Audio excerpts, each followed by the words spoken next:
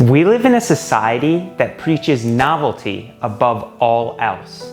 New iPhones seem to come every year, despite showing absolutely no differences from the previous one. Every day, we are looking for more. We crave more attention, more money, more time for ourselves, more time to do the things we want to. In this desperate attempt to reconcile our lives, we often lash out and become moody, defend our precious egos from those that would dare enter our safety bubble. In this chaos, we never take a step back and look at the bigger picture. We never ask ourselves what the greater game we're playing even is. What do we want in life? What kind of people do we want to be? These questions get pushed to the wayside as the monotony of daily life gets in the way. Luckily, the answers or methods to come to these answers have been known for a long time. 2,000 years. Philosophers back from the time of the ancient Greeks have come up with a series of virtues and ideals that are still relevant today. What philosophy? Stoicism. Don't get me wrong, the internet and social media have done many great things for people in this day and age. At the same time, however, they have created an environment of chaos and confusion. Even though the Stoics were most prominent 2,000 years before us, many of the philosophies and virtues they preached could not be more relevant today. In a world plagued by novelty, the Stoic principles could very well be used to provide a sense of clarity and happiness for people today. It will not be easy to implement Stoic ideals. They are radical and vastly different from people's normal way of living. If you can keep an open mind as you read more, you just might be able to change your life forever. If you can keep an open mind as you watch more, you just might be able to change your life forever. What is up, YouTube? For those of you who are new here, my name is Aidan Helfant. I am an upcoming freshman Cornell University student who makes videos on life advice as well as learning and fitness. Before we get into the main ideas of Stoicism, let's talk a bit more about the most prominent Stoics of the period. The Stoics were members of the philosophy of Stoicism that lived during the time of the ancient Greeks. According to the Stoics, living the good life was about balancing the 4 different virtues of Stoicism: wisdom, temperance, courage, and justice. They were known for being able to endure great pain or hardship without showing feelings or complaining. Some of the most well-known Stoics of the time were Seneca, Marcus Aurelius, and Epictetus. All of these figures inhabited very different parts of society. Marcus Aurelius is well known as the last great Roman emperor. Seneca was a prominent philosopher who was famous for going out on the street as a beggar on purpose. Epictetus was born a slave and later became one of the greatest Stoics of the time. Stoicism is not a philosophy for one part of society. It is for everyone. After getting into Stoicism and trying to convince others to adopt its principles, I noticed a few main misconceptions that many people had about its ideologies. Many people believe that being a Stoic means never showing emotion. Like statues, people believe that the Stoic always had on the same expression, refraining even from sadness upon the death of their wives. This could not be farther from the truth. Stoicism advocates for more openness and kindness than most people show each other nowadays. The Stoics believed that kindness and compassion towards fellow man are where much of our meaning and happiness as humans are derived. What they did believe was practicing this openness while inhibiting the main Stoic principles and virtues. Stoicism is a way of thinking. It gives examples of thought patterns and life ideas that will help you to get through the tough times. The Stoics did not believe that you should refrain from crying at your mom's funeral. Their beliefs showed the thought patterns that would allow you to get by because one of your loved ones died. Many also believe that to be a Stoic, you have to inhibit all of its practices and beliefs perfectly. This is entirely illogical and misguided. In what world could you adopt the ideas taught by a philosophy with the snap of a finger?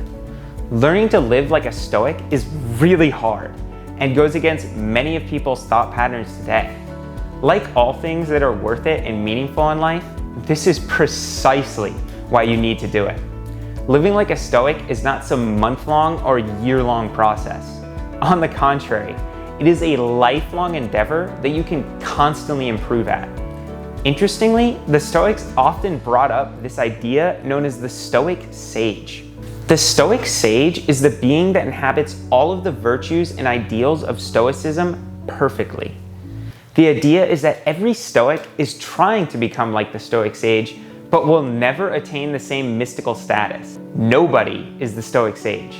Not even Seneca, Epictetus, or Marcus Aurelius were perfect in their commitment towards Stoicism. Neither should you. Don't fret if you can't inhibit all of its teachings. Just try and get better every single day. Axons that fire together, wire together. This means that the more you practice and try to get better at something, the more that thing will get wired into your brain. Ideally, by practicing Stoicism for a long enough time, many of its thought patterns will come naturally, and you won't even have to remind yourself to do them. This is both a good and a bad thing. It's great because it means the more you practice living like a Stoic, the better and more natural it will come to you. It also means that the hardest part is right ahead. If you can't get past this first massive roadblock, it'll be hard to motivate yourself to try and become a Stoic again. The central idea of Stoicism is that some things are within our control and some things are not. If we think about what is in our control and what isn't, there's really only two things that could be within our control: our own thoughts and our own actions. Everything else is ultimately out of our control. The Stoics believe that in order to achieve a sense of clarity over life, we need to focus mainly on what is under our control, our thoughts and actions. A lot of stress in our lives comes from trying to control things that we cannot. This does not mean that we do not try and affect things outside of our control. On the contrary, Stoics believe that we can try to influence things outside of our control, but always realize that it doesn't guarantee they will act how we want them. In other words, feel free to do what you think is right. Go out and spread the word on climate change. Fight against child labor. Try to get that promotion at work. Never let the outcome influence your tranquility. It is not in your control if your efforts will lead to some change. You don't have to let yourself be disturbed by outside occurrences. Marcus Aurelius once said, "Choose not to be harmed and you won't feel harmed. Don't feel harmed and you haven't been." It is our judgments about things that determine how we feel about them, not the thing itself. If you want to see the original video that I got the Stoic virtues from, check out Ali Abdal on YouTube.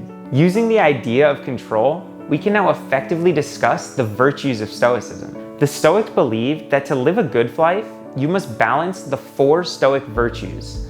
The 4 virtues are wisdom, temperance, courage, and justice. Wisdom. The serenity prayer goes something like this: God grant me the serenity to accept that which I cannot change, the courage to change that what I can, and the wisdom to know the difference. The Stoics talk about wisdom by saying we should recognize the difference between stuff that is good, not good, and the stuff that is indifferent. The category of good is pretty apparent: being a good person and not being a dick. The bad stuff is showing any of the 7 deadly sins. The interesting category is indifferent things. Things like money, fame, and possessions. This is a Stoic principle known as preferred indifference. We should accept that while we can prefer some things over others, we should always realize that not having these things would not be the end of the world. Marcus Aurelius himself repeatedly stated how indifferent he would be if all of his wealth disappeared the next day. He was the gosh darn Roman emperor. He knew every single thing that money could buy and yet was perfectly pleased with simply letting it go at a whim. What is your excuse? If we can distinguish between these three things, we'll figure out what to do with our time more effectively. Temperance. Temperance is about balancing instant gratification with future fulfillment. It is about learning how to do things that are both hard and fun at the same time. You can't only do things that are instantly gratifying and can't only do hard things in the long run. So we have to find a place right in the middle. If we fall to only one side of these spectrums, we will not be able to implement the Stoic virtues effectively. Courage. Courage is not the elimination of fear, desire, and anxiety. It is instead feeling fear, desire, and anxiety and acting in the right way anyway. When you feel scared about something, it is a good sign that you should do it. One of the main ideas discussed in The War of Art by Steven Pressfield is that we cannot live without these three things. These feelings are universal no matter what we do in life. Amateurs accept their feels as walls and don't act because of it. However, professionals realize that these feelings will always be with them and act anyway. We feel scared because we get forced to step out of our comfort zone. When you look back upon moments of greatest change, you will notice it is because you did something you were not comfortable with doing. Fear of failure is the same as being fearful of learning. One of my favorite quotes from the Stoic coffee break is when he says that we can either win or learn. If you think of failure as another form of learning, you will no longer be antsy to do hard things. The feel of failure will always be present. However, now you'll realize that failing is a good thing, as it allows us to learn from our mistakes. Justice is thought more of as a duty to our fellow man. The Stoics believe that if you want to live intentionally, you need to live in a valuable way to other people. Happiness is completely different from meaning. Happiness is enjoyment in the short term. Meaning, however, can be defined as being beneficial to other people. We might be happy for some brief moments when we are having fun, but happiness in the long run is most consistently achieved through providing meaning to other people. The Stoics believed that everyone could have their own purpose in life. Life, after all, is all about finding one's own individual purpose and learning to live with it. One purpose that unites all of humanity, however, is kindness and compassion for each other. That is gonna do it for part 1 of this series. If you wanna continue the series, to be sure to check out part 2 of this journey through Stoicism. All right, guys and gals, I hope you enjoyed the video. I hope you like, subscribe, and hit the bell icon. As always, I hope you have a fantastic day, and bye-bye.